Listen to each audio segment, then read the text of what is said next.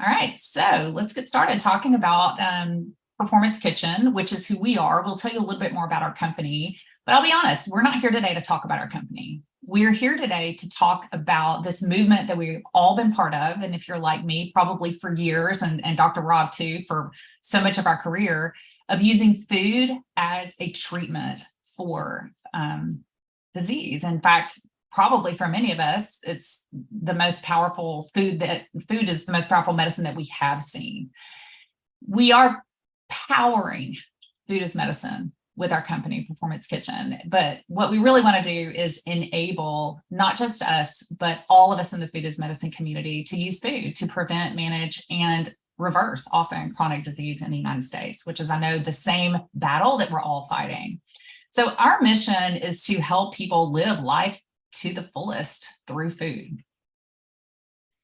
We want to be disruptors. We want to disrupt healthcare with food. And so again, today's goal is not to talk to you necessarily about Performance Kitchen. We want to educate you about this incredible tool called medically tailored meals and its benefits, the current landscape, how available is it, how can you access it? First, I'll introduce us. My name is Jennifer Singh. I'm a medical doctor. I trained in med peds. I became boarded by the American Board of Lifestyle Medicine with the first cohort in Arizona a few years ago. And I joined Performance Kitchen as the Chief Mission Officer just about a year ago. A little background about me, I trained in med peds. I then got board certified, like I said, in lifestyle medicine. I spent my entire 20+ year career at Ochsner LSU Health in Shreveport in the academic setting. I entered that building as a young medical student, and I literally never left until 2 years ago. Spent my career teaching, working on curriculum, working in various departments, always involved in education. Before I left, I was so grateful to get the opportunity to found the Lifestyle Medicine Cancer Survivorship Program at the Feistweiler Cancer Center, which I built as a shared medical appointment model. Hands down the most fun I've ever had probably practicing medicine.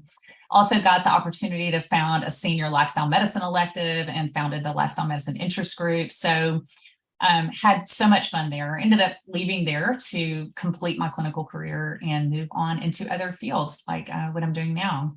I'll tell you a little bit about Mark.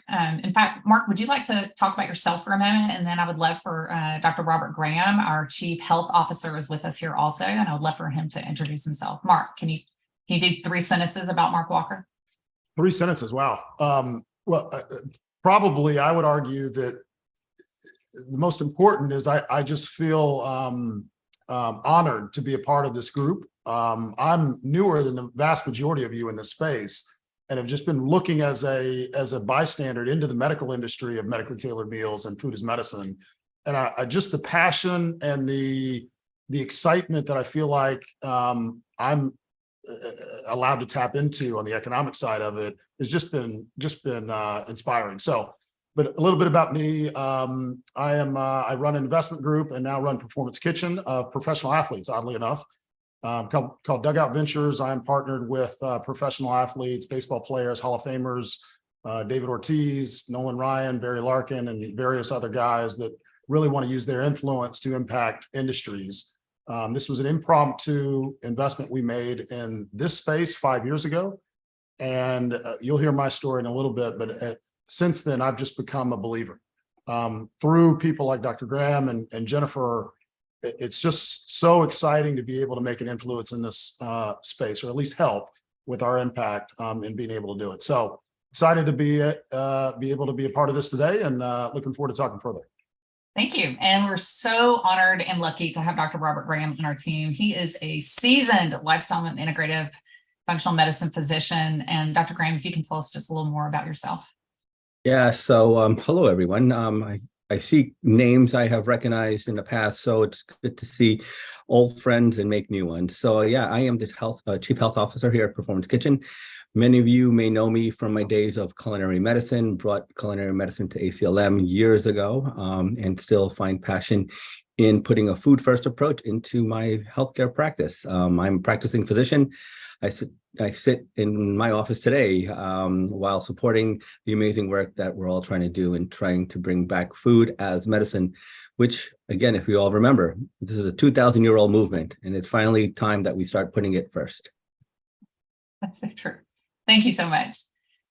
So I'm just going to tell you a little teaser. Some of the questions we're going to address today. This is certainly not inclusive of all the questions that need to be posed still in the FIM, food as medicine industry, and especially in medically tailored meals. But this is just get us started today. What are medically tailored meals?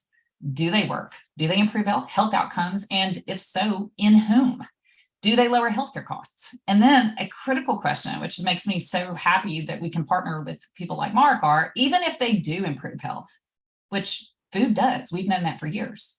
And even if it can lower healthcare costs, we've known that too. What is the feasibility of actually implementing it large scale into the current system and not separate from the current system? Who's going to pay for this? Are we going to get payers and insurance companies to jump on board and actually pay for organic molecules that are food? Are we going to expect or be hopeful enough to get that? And yes, we are. How is it going so far? What's the current landscape? How can you learn more and plug in about not just the evidence for MTMs, but about simple ways to help your patients get them? Even finding out if your patients have benefits is not straightforward. It's not simple. We've developed a tool to help you do that. And we'll just talk briefly about just some super simple coaching techniques. If I've got 5 minutes with a patient who is getting MTMs, how can I help facilitate the adherence and uptake of that for my patient? So quickly, I want to tease you with an incredible study that came out recently. Headlines everywhere. You may have seen Tufts shows that MTMs can save $13.9 billion in healthcare costs. This is an attention grabber. This was published recently in JAMA, and it was a simulation. It was a simulation that involves 6.3 million eligible individuals who are eligible for either Medicare, Medicaid, or a private payer, have a chronic illness. And the simulation ran to see if they received an 8-month benefit of medically tailored meals, what could the possibilities be? And the results of this simulation were staggering. It did model economic ROI at the 1 and 10-year impact. And they measured hospitalizations, healthcare costs, and Medicare and Medicaid and private payer costs. And the headline was that overall MTMs would produce a net cost savings of $13.6 billion, not over a 25-year lifetime of benefit, not over a 5-year lifetime or a 10-year lifetime, but a 1-year lifetime of the benefit. And this is staggering. So of course we like human being studies, right? But just to use our imaginations and use some of the brilliance that is coming out of AI and so many data-driven theories and research that we're able to accomplish, this is quite an attention grabber. I want to take you back a little bit to the history. If you'll remember in ACLM's history, in 2003, a group of leaders and forward thinkers got together and elected John Kelly as their first president. And in their initial meetings, Dr. Kelly said, we can't continue doing what we're doing in medicine. We're failing miserably. Medicine has to take an evidence-based approach to the practice of lifestyle as medicine. Many of you here, if you're like me, this is what we were doing. We've been scrapping around in clinic, trying to figure out, how do I help my patients change their behavior? How do I find handouts? How do I recommend books? How do I send them to Netflix to watch a movie? All of these things that you may have done with your patients also to try to implement food as medicine. But it's been a little bit like wandering around in the dark with these rudimentary tools, right, of trying to help them get it done. I can't come into their home and give them a life transplant, which is what some of them have needed. Dr. Kelly goes on to say, we got to understand when lifestyle-based prevention can be separated from treatment, but when it can be coupled. And I love that phrase because that's what MTMs are. MTMs are this food as medicine movement that we've been sort of on the fringe for years, right? Coming front and center and now actually being integrated within the existing system. So, Mark, tell us a little bit about what you've seen in the industry over the past 5 years. And Mark is going to walk us through this busy slide. And this is just to show us how food as medicine and especially medically tailored meals have exploded on the scene over the past several years. Mark? Yes, let me just start real briefly by telling you, I was introduced to this almost 5 years ago with all these crazy people like you guys on this call thinking that food can actually change behavior and lifestyle. And then I started reading the research but the difference is I'm not a medical doctor. and I'm not a food guy. And so I'm looking at just the data, the financial data. And what I started seeing is that from an ROI standpoint, you can save $3 for every dollar you put on food. And for me, it was an economic problem. When in a $4.2 trillion industry, healthcare, when you can save $3 for every dollar, all of a sudden these crazy people stop looking crazy. And again, it's not usually, I have people in my family that are like this. My sister is an RD, so it was very, very interesting to me to see the progression of this industry and realize that all of these people knew exactly what they were talking about. It was everybody else that was crazy, right? That we have this system that we're propping up that I didn't even know at the time why, but this is what's happened over the past year, basically in this space. And I was talking to Rob and Jennifer about this the other day. I don't think we officially know why this has exploded on the scene over the past year. As Jennifer just said, this has been going on for 20 years, where industry insiders like you guys have been raising the red flag, but the healthcare industry has not been paying attention. But now finally, it looks like they are. This is what's happening right now across the board, is that there's legislation in front of Congress. There's bills outstanding that are offering medically tailored meal programs for Medicare specifically across the board for 63 million Americans with chronic disease. There was a big White House conference in September that I don't know if you guys participated in or watched, but it really was an interesting movement where we as a country rallied around the concept of food as medicine. California is the first state in the union to actually offer medically tailored meals to their entire Medicaid population. This is 15 million of the 40 million people in the state. This is 40% of the state that now qualify for medically tailored meals as long as they have a chronic disease. And unfortunately, the vast majority of us do, right? I mean, we're talking about, Rob and Jennifer could speak to this more appropriately, but 60 to 70% of the country that now has some form of chronic disease. And some of the payers are actually introducing it for those that aren't qualified as chronic disease, like pre-diabetes, which when you start expanding the net to things like pre-diabetes, the list gets more and more robust. So this is the current state of the country right now. Everybody is talking about it. Everybody's saying, what is this food as medicine concept? I don't even understand it. What does that mean? I can just give people apples? What?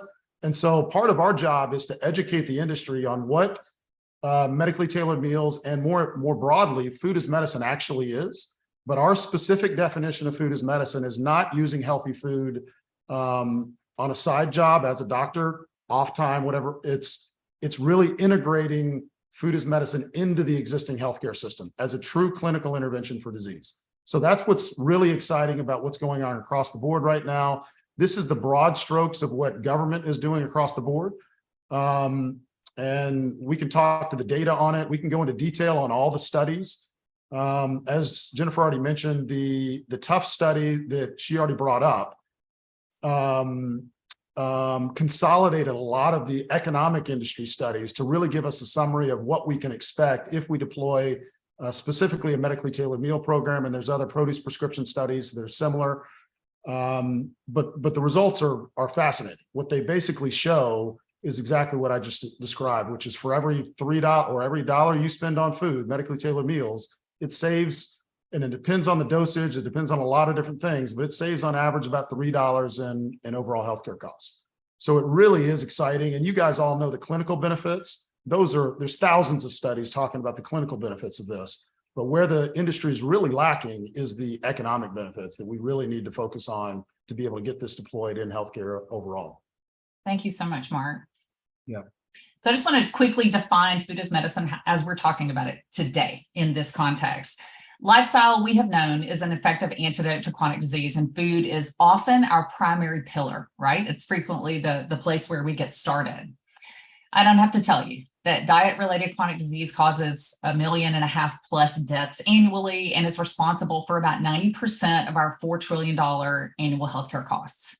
We have the lowest life expectancy among high-income countries. So as Dr. Kelly said back in 2003, and over the past 20 years, that trajectory hasn't changed as far as us still having the lowest life expectancy. But today, how I want to define food as medicine is not what you and I have probably doing if you're like Dr. Rob and I over the past 20 years. I'm not talking about scrapping together, making your own handouts to hand out to your patients, giving them book lists and lists of movies that they can watch on Netflix to try to help educate them. I've given my patients lists of YouTube channels to help them get educated and help them implement change. If you're like me, you might have even held classes in your waiting room after hours that you didn't get paid for to help your patients learn about food as medicine. We did awesome, y'all. But the good news is I'm talking about actual prescriptive services of food that are paid for by payers. So the way we're going to talk about food as medicine today is food that is paid for by someone other than the patient. Studies show that FIM programs can improve health indicators, save billions if we believe the TEF study, or at least are hopeful enough to believe that some of it is, if it's even partially correct, and prevent millions of deaths. Let me define a couple of other terms real quick. Food insecurity, I'm sure, is a term that you're all familiar with, and it is a lack of consistent access to food to avoid hunger. Federal programs like the SNAP and the WIC programs attempt to address food insecurity. But if you're in the lifestyle medicine space, what you probably have seen is that we have lots of patients who are getting plenty of calories. What they're lacking is nutrients. They are nutrient deficient, despite being food secure.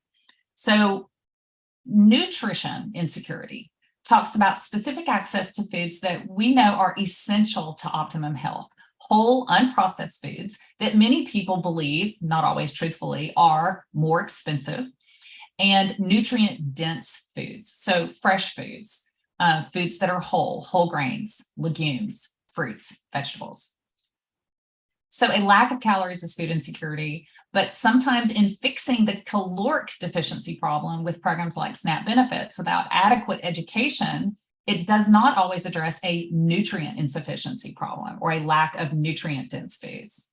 So again, today's definition of food as medicine is food that is being paid for within the existing system. Now, we don't just have to advise with our scrappy handouts and our after hours classes, which I've done that too, but we can actually also prescribe and they can get their benefit or their medication paid for by their insurer. So Mark is going to tell us a little bit about how food as medicine within the payer system is being deployed. Mark? Yeah, so when we say food as medicine, like Jennifer just described, it's primarily the application of these various different concepts within healthcare as a paid benefit. The three primary categories are services, grocery or produce benefits, and third is what we primarily focus on, which is medically tailored meals. Each one of those have different focuses, different objectives, different ROIs, various different factors, different benefit programs. Digital health educational programs, as you can imagine, run the gamut everywhere from Jennifer's after hours sessions that she doesn't get paid for to very robust digital apps, a good portion of which we actually provide services for on the meal side. Omada, Food Smart. There's various different programs. A consumer version of that is a Noom. It's just trying to coach somebody or educate them into better health. Grocery produce prescriptions go a step further and say, look, we're not only going to try to educate you into a better health, we're also going to give you a gift card, some sort of grocery benefit where you can walk into a pantry, a grocery store, and actually redeem that for groceries.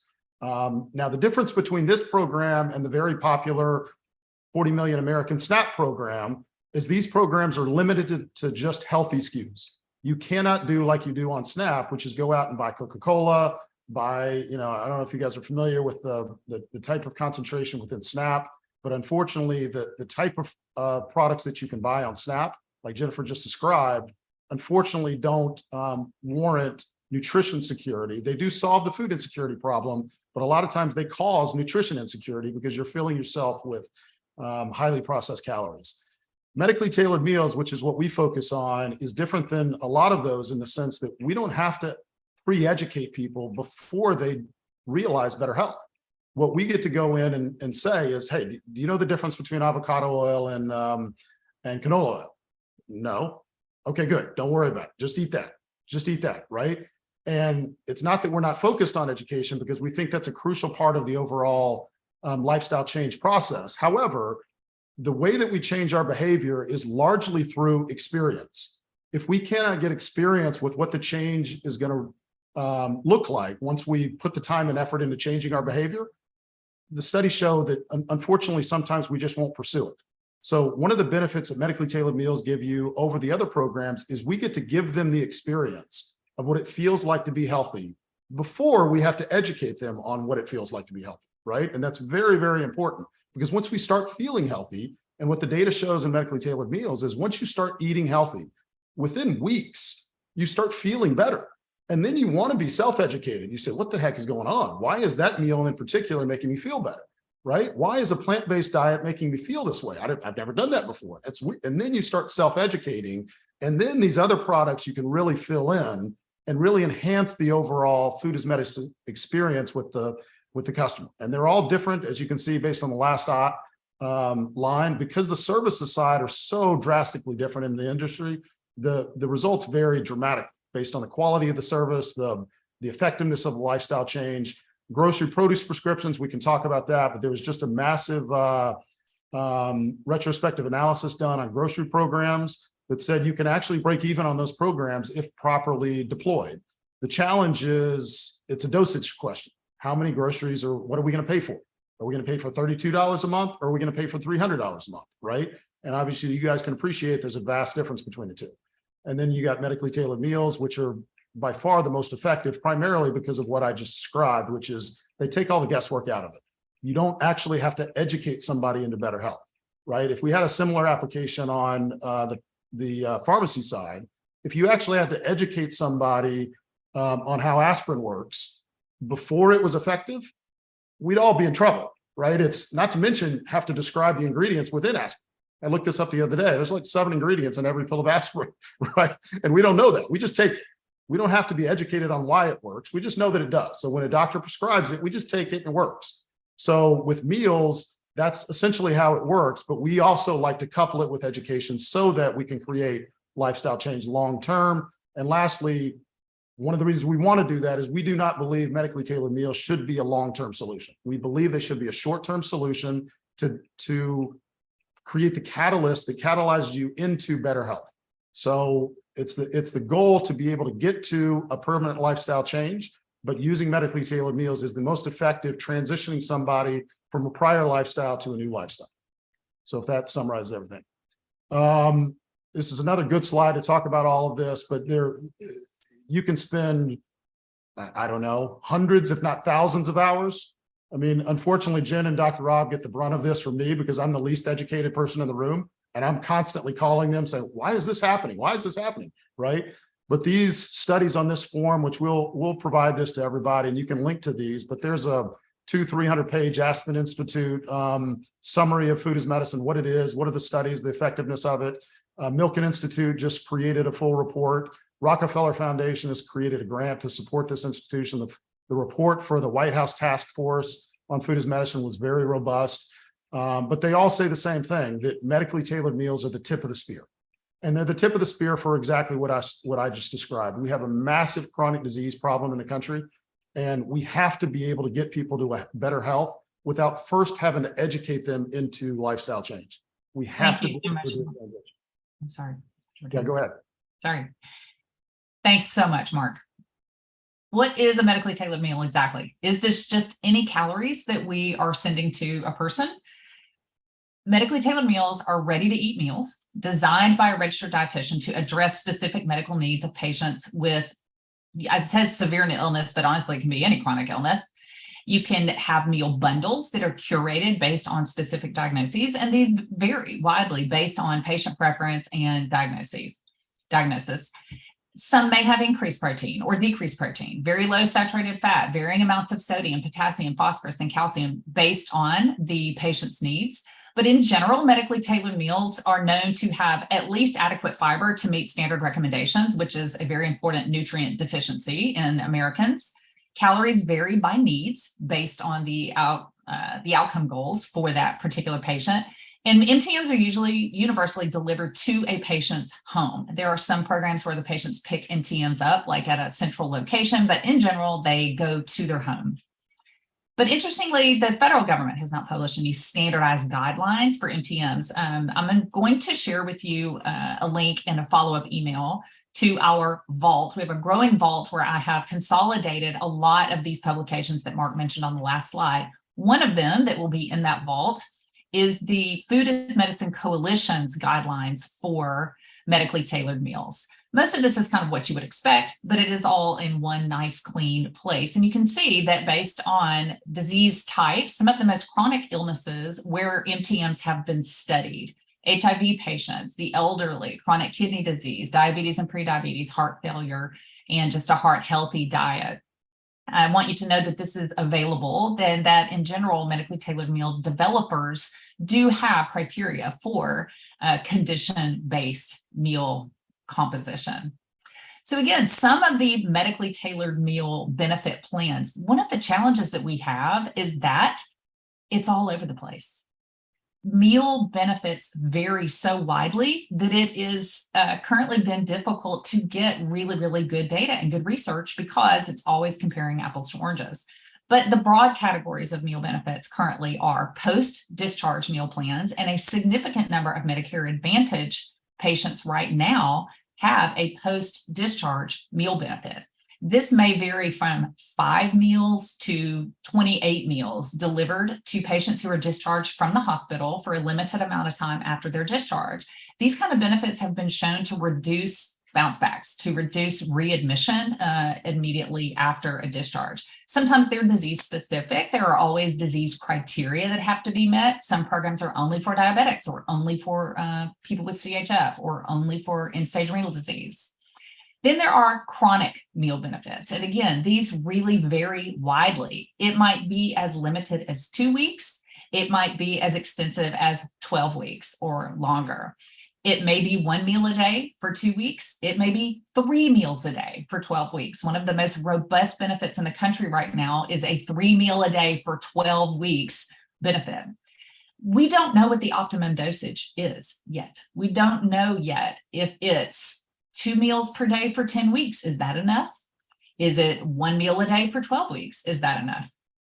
My personal opinion is that probably a combination of a 3-month, 2 meal a day intervention, ideally with a grocery card step down, phase down, all coupled with education, would be the unicorn model, right? And these meals always have qualifying chronic conditions. So if you're a relatively healthy 8-year-old, you probably won't qualify for an MTM benefit, even if your plan has one. You must have one of the chronic conditions that your plan deems as a qualifying condition. These are all over the place. And then finally, there's an LTSF option. These programs are available in some states to patients who are essentially homebound or suffer from severe chronic illness. And these MTM benefits really have the goal of keeping these patients at home and keeping them out of chronic institutionalization, which is much better for the patient and better for the overall healthcare cost of that patient's care. Again, these vary widely from state to state. And then there are the VAB, or the value added benefit options. These are often specific, grant funded, and can be condition specific. And they tend to be like, siloed pilot programs, gestational diabetes, or pre and post natal benefit, short-term benefits. Alisa Wasung is the executive director of the Food as Medicine Coalition. And her quote is that after being utterly immersed in the research and the data on food as medicine, her assessment was that medically tailored meals are one of the least expensive and most effective ways to improve our healthcare system in an equitable way. I will share with you personally, one of the things that came to my mind when I first learned about medically tailored meals was essentially to play the devil's advocate. Well, if you send them food for 3 months and there's no education involved, then after they finish 3 months of a program, they're just going to go back to exactly what they were doing before.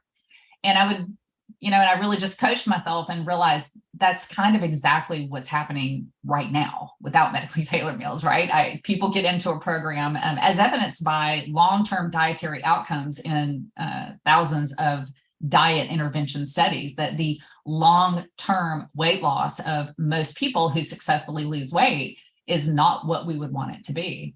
So while I can argue with myself that, yeah, they do great for 3 months, but what's going to happen when you stop sending them meals? What I learned through my research with Mark was that the savings that occur just in those 3 months are actually enough to justify 3 months of feeding someone. We will hope that there are residual behavior changes and health changes that occur after that. And we have seen some of that residual change in the research that has been done so far. In the research that's occurring in medically tailored meals and also in the whole food as medicine industry and the grocery card studies also, some of the common outcomes that are studied are what you and I would expect and want to see. Does it change eating behaviors, healthy eating scores, objective measurements of what they're eating, fruit and vegetable consumption? That's a really good thing I would want to know, and that is being measured routinely. Especially in grocery card studies, the access and acceptability of having a grocery card is frequently studied.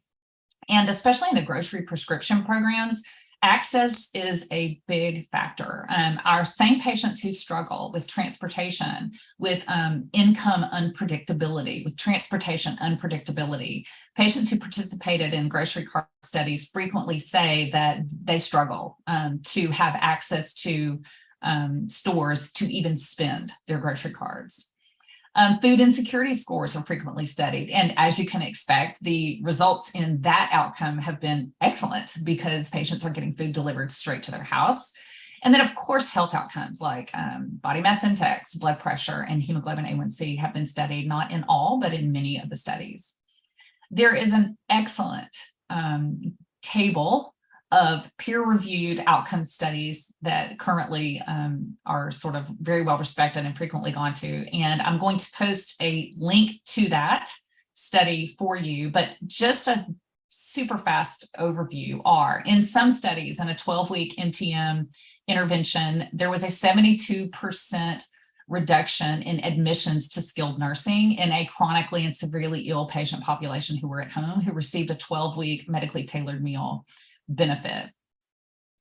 And participants routinely had improved healthy eating score improvement, which you can expect, as most medically tailored meals, again, contain at least 1 serving of vegetables. And I know in our foods and plant-based meals, there are 4 serving of vegetables in some of our plant-based meals.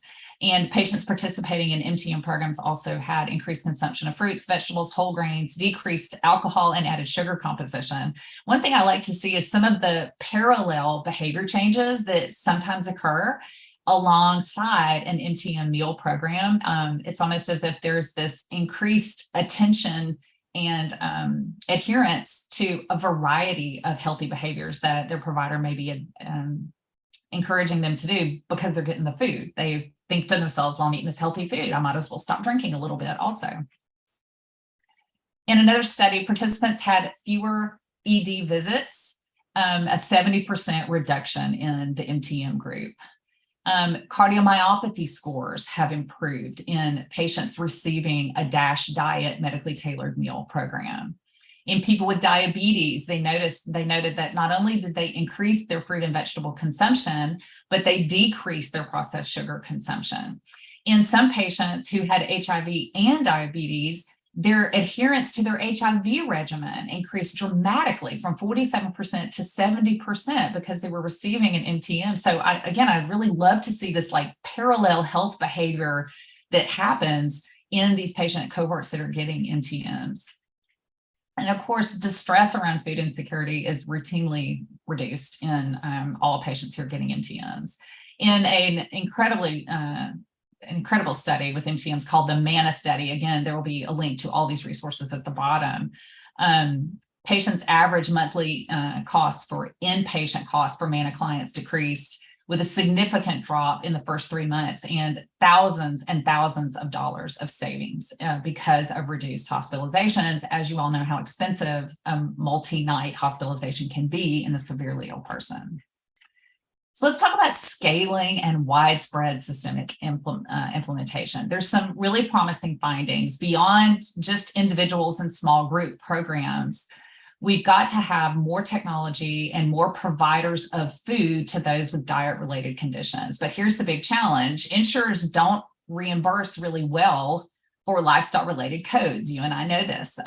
In fact, how do I get paid for this is probably one of the most common things that all of us who are experienced in lifestyle medicine might get asked from newcomers is, okay, I love it. I want to tell people to eat broccoli and take a walk, but how do I get paid for that? And if you're like me, maybe once you've been spoken to by administration, like what's going on with your RVUs? You're telling people to eat broccoli and take a walk. We don't really pay for that.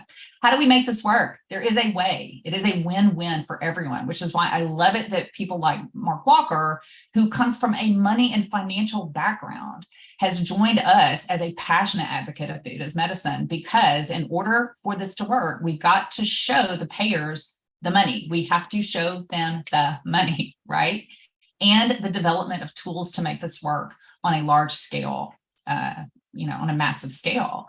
So we need the investment side of the business to explain how food as medicine is a financial win for everyone. It is a win for our patients who are suffering. It is a win for the providers, those of us who have experienced, if you're like me, burnout from realizing that I was functioning in a medical system where no one got well, right? I didn't have an exit plan before I learned of lifestyle medicine to these chronic conditions. And lifestyle medicine was such a rejuvenation to my career and my passion for medicine. And then I went through another flop when I realized not everybody's excited about this. Not everyone is excited to pay me money to tell people to eat broccoli and take a walk. So how am I going to pull this off? And it's been so refreshing to learn that it's happening, it's coming. So those of us who want to implement lifestyle medicine, write a prescription for food while we come up with other ways to educate our patients. And it's a win for payers who are covering the costs, which is what people like Mark are showing the larger scale industry. Mark, you want to talk about this slide? Yeah, just to back up a little bit, this is what drove me into the space. This data is this is the percentage of healthcare cost as a percentage of GDP over the past 60 years. It's a disaster from a financial perspective. I don't think the vast majority of us know this. You guys know very, very well the clinical side, but we are now at 20% of GDP that we're spending on healthcare costs, up from 5% in 1960. Like it's not, it's a straight line up. Right. So this is happening across the board. As Modern Healthcare said, healthcare is just on an unsustainable trajectory. And we've got to disrupt the industry. So that's this one. Jen, what's Mark, tell us just really quickly, Mark, talk to us a little bit about who is currently paying for MTMs. Yeah, so let me go through this very, very quickly, because this is where it gets complicated. But you have two primary payers, public and private. The public is Medicare and Medicaid, private is commercial. Nobody across the board pays for food as medicine benefits, but within each, there are silos of benefits that people are offered. Within Medicare, it's what's called Medicare Advantage, which is 50% of Medicare Advantage, where CMS have allowed them to offer chronic meal benefits, both discharge benefits and chronic, but we're focused on chronic, and we'll get into that in a minute. Medicaid, there's no Medicaid benefits for medically tailored meals outside of LTSS. So where they are introducing them is what's called 1115 waivers, where states are going to the federal government and saying, how do I implement a program? Can we have the right to implement a program in our state? The first state to do this statewide is California, but there are new benefits in New York and New Jersey and Massachusetts and Oregon and all over the place, where they're offering or asking the federal government to be able to allow them to introduce a program in their state. California, like I've already discussed, 40% of the state qualifies for medically tailored meals if you have a chronic disease. The third and probably most exciting category is the commercial space, where people are employed across the country. This is 60 to 70% of us are private employers that pay for our insurance, the vast majority of which are self-insured, which means the company themselves pay for the cost. And they are starting to implement benefits. What we're about to announce publicly is that we are doing an employee program for Kroger, the 6th largest employer in the country right now, but obviously the largest grocer as well. And all of this is exciting, but a big date to look at is when they were first implemented, which is 2022. This is brand spanking new, where payers are starting to pay for benefits. Next, Jen. Thank you so much. I'm just going to go ahead and skip over this one, Mark. That's fine. Lastly, this is a complicated industry, and here's the reason why. The drug that we implement is food. If you ask anybody on the phone, if you were able to deploy this in a perfect fashion with your patients, strap them to a chair and insist that they eat exactly what you asked them to eat for 12 weeks, how much would get healthier? I think we would all agree it's the vast majority of it, right? So now we've got a problem. We know that the efficacy of the drug is almost 100% effective. It's the behavior problem that we have. We have to figure out how to voluntarily get people to affect this. And Dr. Robert Graham has a phenomenal acronym called CAT that he's introduced to the company. It's convenience, affordability, and taste.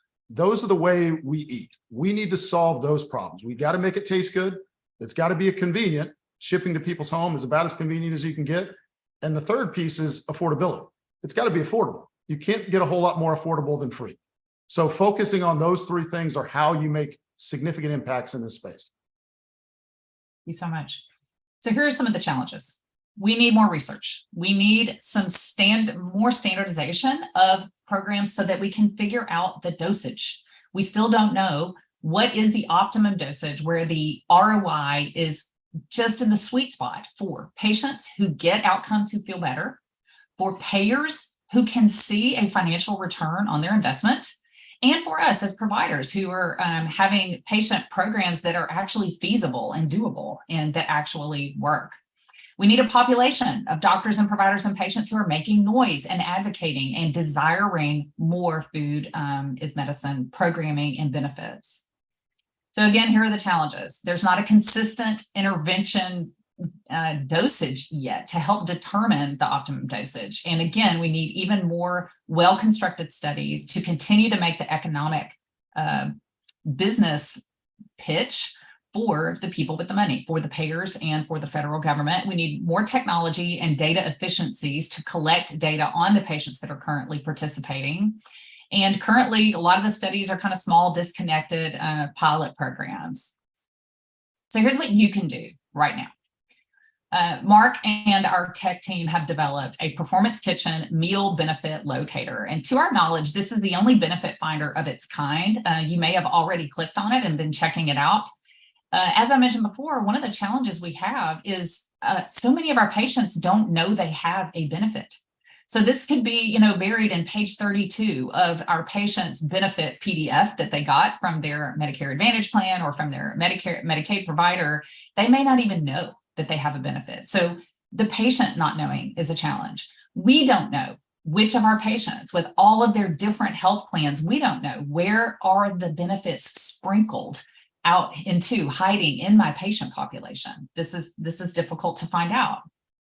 Again, there's an inconsistency in a chronic meal benefit. You may see a patient at 8 a.m. this morning who has a benefit of 3 meals a day for 12 weeks. You may see a patient that afternoon who has 1 meal a day for 21 days. So us as providers navigating this difference and understanding that not every MTM benefit is the same. I'm going to have to learn how much food are they getting? How much can I count on that for this patient's outcome? We're not going to have a QR today. So let's talk briefly about a 5-minute encounter with a patient. Let's say you've got a patient who's getting MTMs. What are our best practices to leverage that for our patient? We know that anything that we do as providers to encourage our patients, the warm handoff to advocate for, this is so important. It goes back to if you've ever used those wonderful Exercise RX prescription pads and written a prescription for exercise. We could just tell our patient, take a walk. But there's gravity to prescribing it to a patient. This is the medication. It is so powerful that I've written it on a prescription for you because that's how much I believe in its power to change your health outcomes. So our endorsement matters.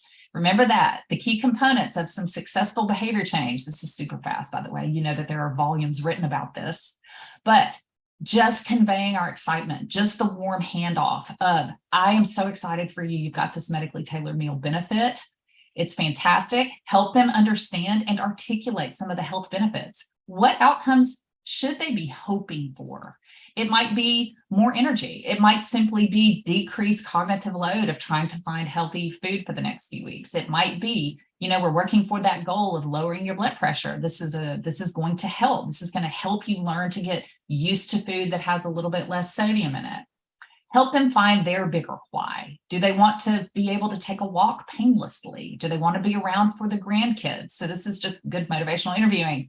Help them find that deeper why, and help them come up with a feasible, simple plan. I know that when I first started lifestyle medicine, I was so passionate and so hyped up that I probably utterly overloaded my patients with ideas and information and tips and tricks so that there was too many choices. So we know from coach behavior psychology that a feasible, simple plan. So you may just encourage your patient to clean out your freezer, put your medically tailored meals in there and eat them. That is a simple and feasible plan for that patient that meets them where they are. Then finally, the follow-up visit encouragement. How's it going with your MTMs? Have you had any struggles or challenges? What are those? Let's troubleshoot those. Some of this can be done in 5 minutes. Again, what can you do right now? Advocate. In our resources vault, which you will get a link to after this presentation, I'm going to throw in there this great document from the Center for Health Law and Policy Innovation, and it's exactly what it says, Food as Medicine Advocacy Handbook, and this will help you make some noise about food as medicine and medically tailored meals in your organization, in your community, in a medical school, among nonprofits. If you want, invite us to give this presentation to your group, to your institution, to your program. We give grand rounds. We can work with the CME department to make this a presentation that is grand rounds appropriate. Contact information will be on the very last slide. Again, if you will watch for the email after this presentation, you will get a link to our educational vault, which will have all of the references that we've referenced today, as well as ongoing reading resources for you. Some of the best food as medicine publications that are out there right now, we've just compiled them into a vault for you. You'll be given the opportunity to opt into our mailing list to keep access to that growing library. Here's some stuff that's in there. Food as Medicine Coalition has so many good printables. Here's a great MTM frequently asked questions page that they have. Here's the Tough Study infographic handout, the Aspen Institute's Food as Medicine Action Plan, so full of good things. The Food as Medicine peer-reviewed research lit review. Somebody did it for us. You don't even have to go to PubMed. You can go straight to the peer-reviewed lit review that has already been done for us by the Center for Health Law and Policy, the Milken Institute handout, and our own Food as Medicine white paper, which is a great printable for anyone in your organization, very digestible. It's 4 pages long to, again, not educate necessarily about Performance Kitchen, but educate about medically tailored meals. If you opt in, you'll get our monthly newsletter and invitations to more webinars like this. If you're a researcher and you have an idea for a study, contact us. If you're a healthcare system or payer and you want to learn more, contact us. And finally, if you're a doctor or provider, be sure you opt in on that email because we are developing a professional portal. It's coming. This will allow doctors and providers will have an easy button to prescribe medically tailored meals. I do think it's important to point out right now, a doctor's prescription is not required for a patient to access their benefits. They can get their benefits by calling customer service at their insurance company if they even know that they have the benefit. Watch for the follow-up email, please. Thank you so much for joining us. We would love to have a few minutes to field some questions from the chat box.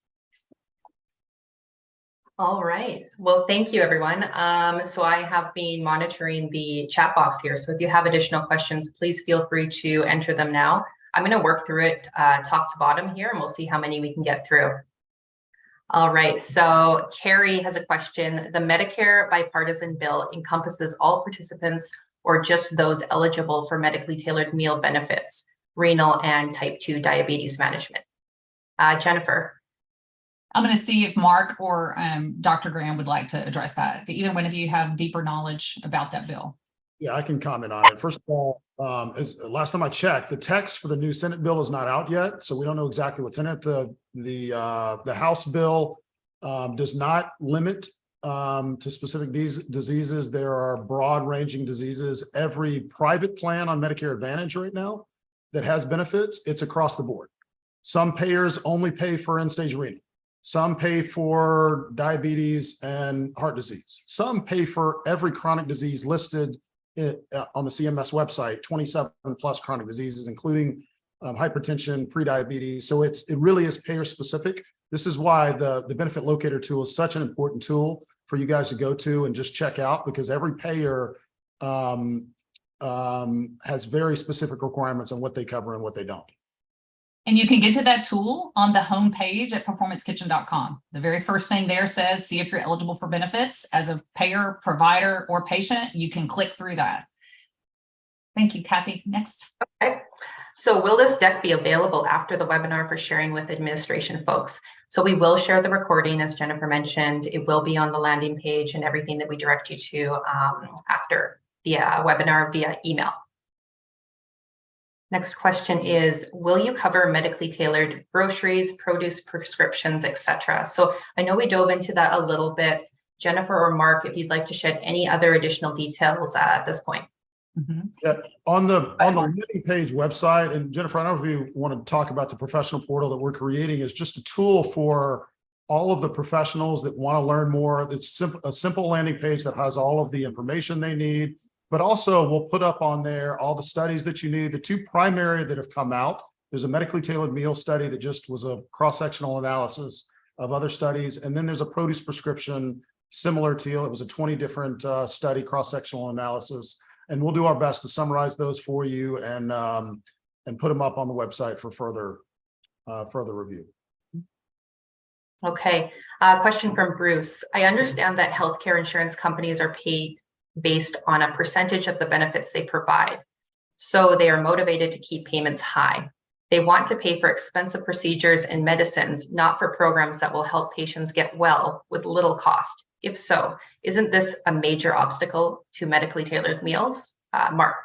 Yeah, that's let's just start with, it's very complicated, but the short version of that is no, that's not actually how it works. What happens on a fully capitated contract with insurance companies is they go to the ultimate beneficiary, let's say the federal government, and say, we will take 100% of the cost and bear the burden of it.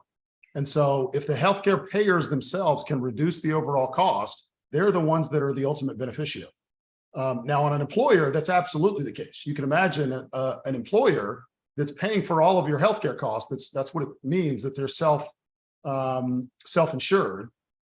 Their only incentive is to reduce your overall costs, right? So it depends on the type of insurance industry that you're talking about, but the vast majority of the times, no. This is why this works for payers. If you can reduce their overall cost of care, they make out like bandits. And so what we want to do as an industry is to advocate for the people that have introduced these benefits and those that haven't yet, that they have to start introducing these benefits, because as of right now, despite the fact that there are robust benefits out there, it's only a small portion of the industry that's introducing it.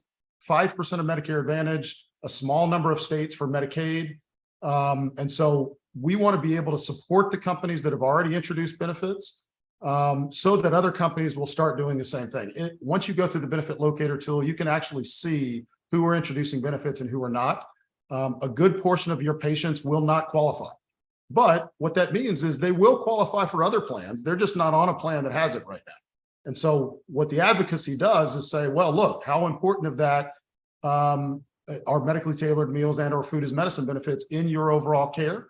If they're important, then you should probably switch to a different provider that actually offers them. So that's what we as an industry need to advocate for, is that people flock to companies that are actually introducing these benefits, because it enhances the food as medicine benefits in the industry. Thank you so much, Mark. That was great. So we have one clarification. Sorry, Carrie, I misspoke there. It was medically tailored medical nutrition therapy that you were speaking about in relation to the bipartisan bill. Not medically tailored meals. So I think that Mark touched on that, but if we do have any additional insight on nutrition therapy, Mark, if you wanted to add that. Well, medical nutrition therapy is already covered by Medicare. That one is very specific on what they will or will not cover. Medically tailored meals are not relegated to the same categories that medical nutrition at least in the current version of the bill. So you can imagine this is Congress, so there's no telling what happens if it gets passed at all.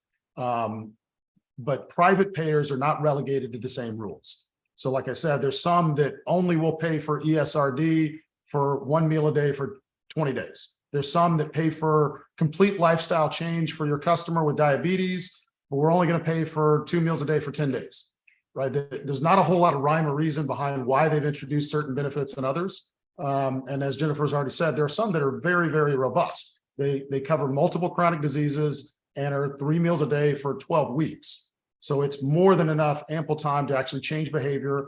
We have a rule called the 2190 rule. It takes 21 days to change behavior and 90 days to establish a new habit. So we can break old habits in a couple of weeks, but to establish a new one, you need a longer period of time to establish new habits. Okay, just a couple more minutes here, so we'll do a few more questions. So Jennifer says, my catchphrase is nutrition support from hospital to home during your healing process, which I think is amazing. Most people say, yes, please. I would love to create or find a simple patient handout. So thank you so much for that. I do believe we've addressed where we'll have some of these resources housed on performancekitchen.com and our specific landing page, which we'll email out a link to. And in terms of a specific handout, that is a really good point, and it's something that we will be working on. So that will be housed on our provider or professional portal in the coming weeks. Okay, here. Carol says, how do you envision the education component to be delivered, and what information will it contain? Excellent. Dr. Graham, if you'd like to talk about that, I have plenty to say about it, but I don't know, what do you envision, Dr. Graham, as the educational coaching component that optimally would go along with an MTM benefit?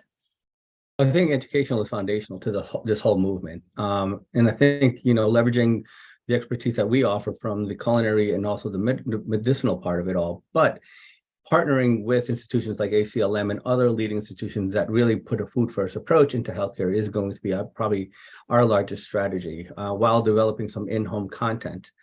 I also want to make 2 points that weren't brought up. I think foods also have to be culturally and ethically tailored so that people want to eat it, not have to eat it. And if anyone has spent time in our current hospital systems and outpatient recommendations, it's usually eat this food that no one would want to eat consistently. And adherence is so important into this game. So I think, just tooting our own horn is that our foods are culturally and ethically inspired to feed the people that we want to consume it. And to Bruce's point, just the last point here is all of our foods contain a lot of whole food plant-based stuff, but they're not all whole food plant-based. And I think that goes to the point that I was just making, that although we are always trying to lean into a plant-forward diet as our recommended dietary plan, not everyone is just there. So I think we have to incorporate other sort of dietary preferences in as we try to identify the best diet for everyone. Mm-hmm. Thank you so much. And by the way, real quick on that, Dr. Graham, this is on the advocacy side. This is such an important part, is we are all very big believers in this space in various different categories, but we also have to appreciate that we're working within an existing system. So we cannot let perfect be the enemy of the good here. Our number one enemy is not various different healthy eating styles. It's the standard American diet. And especially when we're being guided by payers that are paying for benefits, we don't always get to choose what they will pay for and what they won't.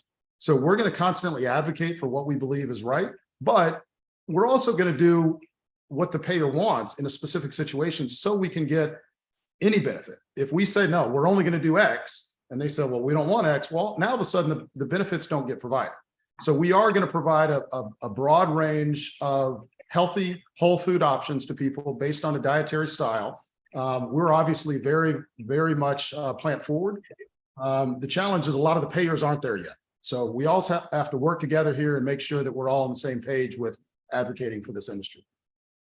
thank you. And also, just to complete Carol's question about how do we envision the education, we're building a client, customer, patient education program that will function alongside our medically tailored meal benefit.